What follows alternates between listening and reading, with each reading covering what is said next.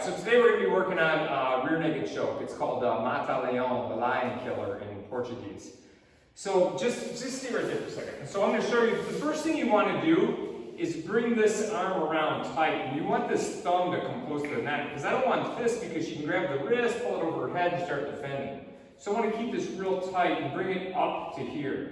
Ideally, I'd like this underneath the jaw and in the V like this. This hand comes underneath, behind the head. Some people do the palm, some people do the back, but you don't want to push forward on the head. What I'm going to do is use my back muscles, and she'll tap when she feels it, and I just compress. Now you don't need to do much. I can do this really light, and eventually she'll tap. So you could do it light, you do it harder. You don't want to exert all your strength. So it's just, this goes behind the head, and if in my eyes, so for self-defense, I want to keep my head closed so I don't get headbutt, and I kind of close my eyes so that I don't get poked too easily. Now, if we're in this position here, let's turn this way. So if we fall to this side, so I have her back. This is sometimes called a closed side, it's sometimes called a strong side. So if I'm on this side, the side of the overarm, and by the way, this arm, the one that's over her shoulder, is covered up by the one that's under her shoulder. Because if I was the other way and she peeled this hand off, then I can't choke her with this. But if I'm the right way and she peels my top hand off, now I can go for the choke on this hand. So when I'm on this closed side or the strong side, the first thing I do is I grab this hand, and I grab this hand so that she can't start defending my choke. And then this goes up deep on her shoulder, and this is behind, and then I pull this out, finish up the choke, keep my leg hooks in but don't cross my feet, and then just slowly compress. And if you really want to choke, you use your back muscles, push your chest forward, but don't exert too much energy because you don't want to burn out. So that's the closed side of the strong side. Now if we're on the other side, on the side of the underarm.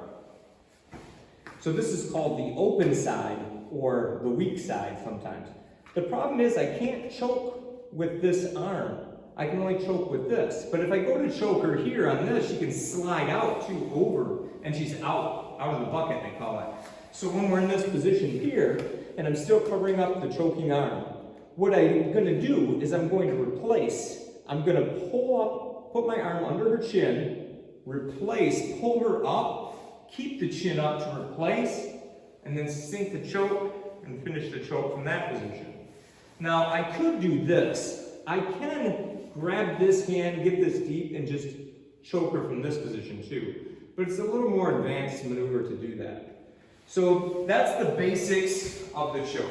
Let me just show you one more thing. So if she's choking me, you're on your knees even, and she just got the choke position. Now choke me really light. Like go to the choke position. Now super light.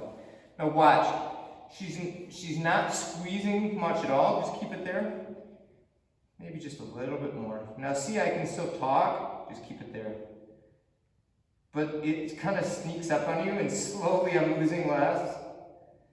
And she can tap me out. So you don't have to go for a full-on squeeze. And a lot of people do, and you'll see people in MMA fights, and they go for that full squeeze, and maybe they sneak out of it, and then they're gassed out for the next round. So anyway, that's the basics of the rear naked choke, and they call it the rear naked choke because you're behind them in the rear, and it's naked because we don't use the clothes. We just use the bare arm to do the choke. And that's the most, that's the submission you see the most in MMA fights and grappling matches pretty much. So rear naked choke, that's it.